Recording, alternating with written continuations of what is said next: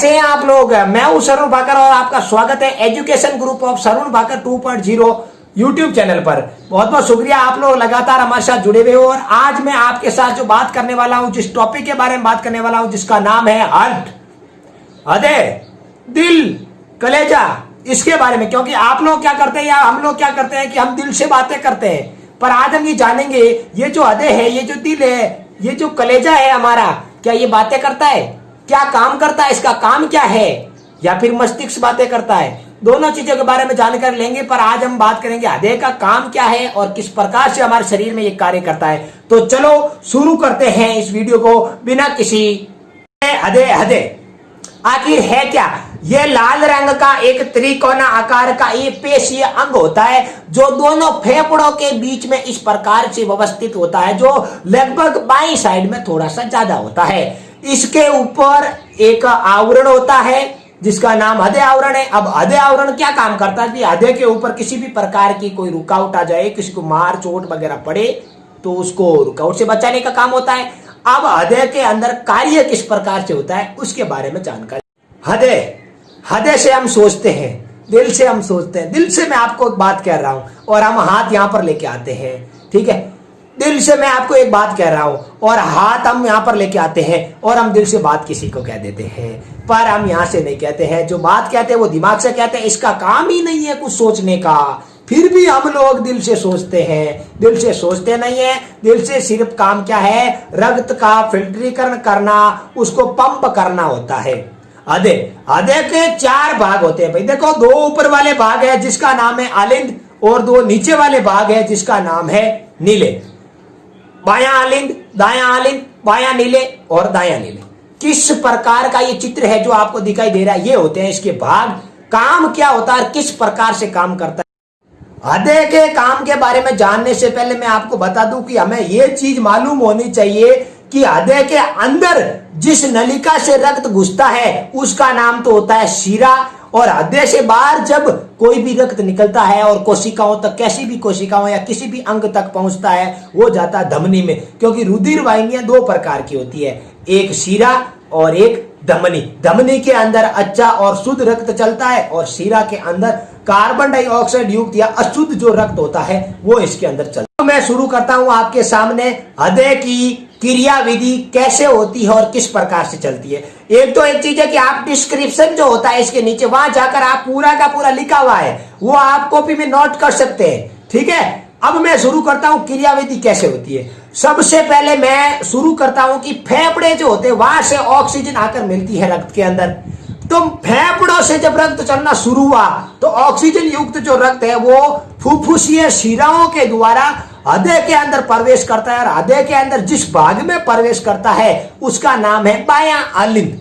बाएं आलिंद के अंदर जब हृदय के अंदर ये रक्त प्रवेश हुआ तो ऊपर वाला जो बायां आलिंद है वो भर गया।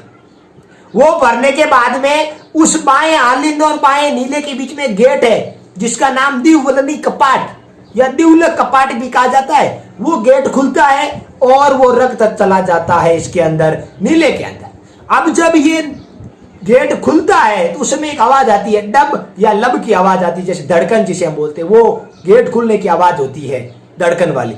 अब जब ये नीले रक्त से भर जाएगा और यहां से इसको वापस नीले संकुचित करके ऑक्सीजन युक्त इस रक्त को धमनी के रास्ते सभी कोशिकाओं तक पहुंचाएगा। तो इधर इसका काम यह हो गया। अब सब कोशिकाएं जो है वहां से क्या होगा, कार्बन डाइऑक्साइड जो भी होगा रक्त, उसको शिराओं के माध्यम से हृदय तक पहुंचाया जाएगा। और जैसे ही हृदय के अंदर घुसेगा वो कार्बन डाइऑक्साइड, वो घुसेगा दाएं आलिंद में। दाएं आलिंद के अंदर घुस गया। फिर यहां पर भी एक गेट है जिसका नाम त्रिलक कपाट, जो त्रिलक कपाट कहलाता है, और यह भी खुलते समय डब और लब की आवाज करता। जैसे ही दाएं आलिंद भरा तो ये कपाट खुलेगा, गेट खुलेगा और दाएं नीले के अंदर पूरा रक्त भरेगा।